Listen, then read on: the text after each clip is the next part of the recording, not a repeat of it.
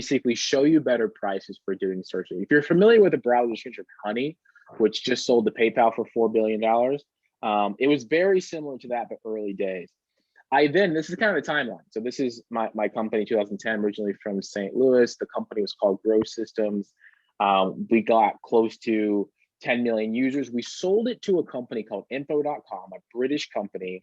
And then once we sold the company, we changed the name. So we shifted it from Growth Systems to Complementix, okay?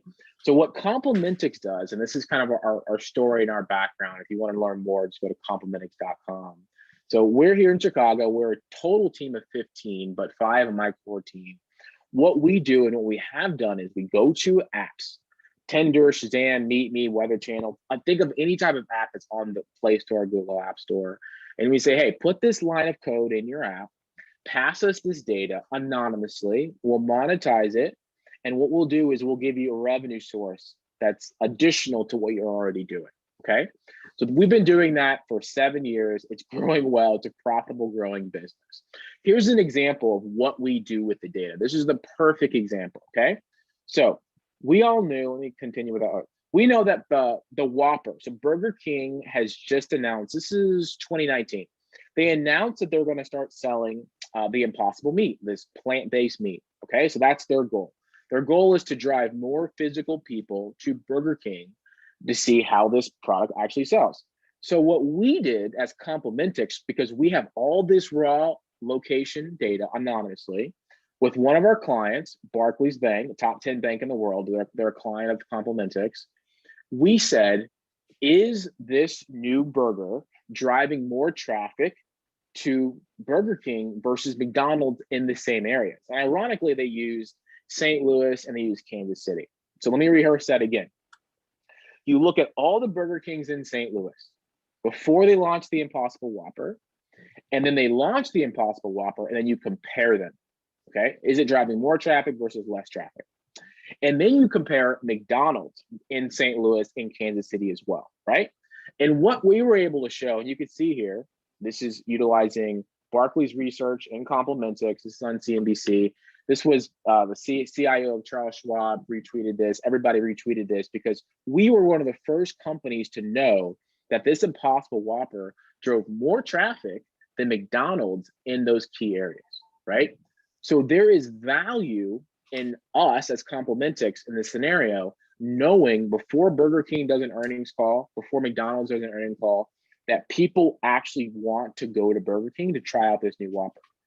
And that got popular. Then all these hedge funds and banks came out to us, and many of those came on board, and those are clients of ours. And that's where Tapestri comes in. So with Complementix, my main goal was going to apps. Hey, app, put in this line of code. Hey, app, put in this line of code. And most of those apps had another core business. It's a dating app. It's a travel app. It's a game, right? Like that's not their core business to sell data. And many of them are trying to do it all hush hush secretly, but they are consenting you. It's deep in the privacy policy and the terms of agreements that you'll never read, of course. But what I want to do is get around all that. So Complementix is a growing business. It's still here in Chicago with a lot of clients. I'm going directly to the consumer. I'm telling the consumer, I want to collect their information anonymously. I want to do things like this, right? This is a perfect example. Something else launches, we will see in the real world what people actually do. And when we monetize that data, we pay you for it. Instead of me paying Tinder or Shazam, other Weather Channel, or Candy Crush or Angry Birds, I pay you. So a proven system. Imagine us doing this in every city in America, eventually every city across the globe, looking at London and Dubai and China, how China's growing or not growing, or looking how American cities are growing or how American universities are growing, all completely anonymously. So that's kind of how it works. Hopefully that brings a bit more clarity.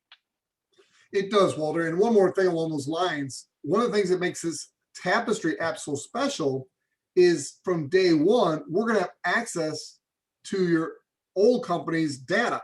So it's not like the apps we give out is all the data that's going to be on there. So you want to address that real quick? Because that's going to make this a very hot app for the consumer, really from day one.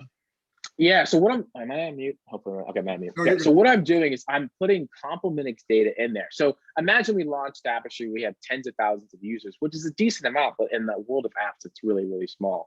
I throw Complimentics data in there as well. So now when you walk into Walmart, you see a lot of people, right? Because Complimentics sees 96% of the US population currently through a whole network of 25,000 apps that we work with. The goal is to have Tapestry replace Complimentics data set, right?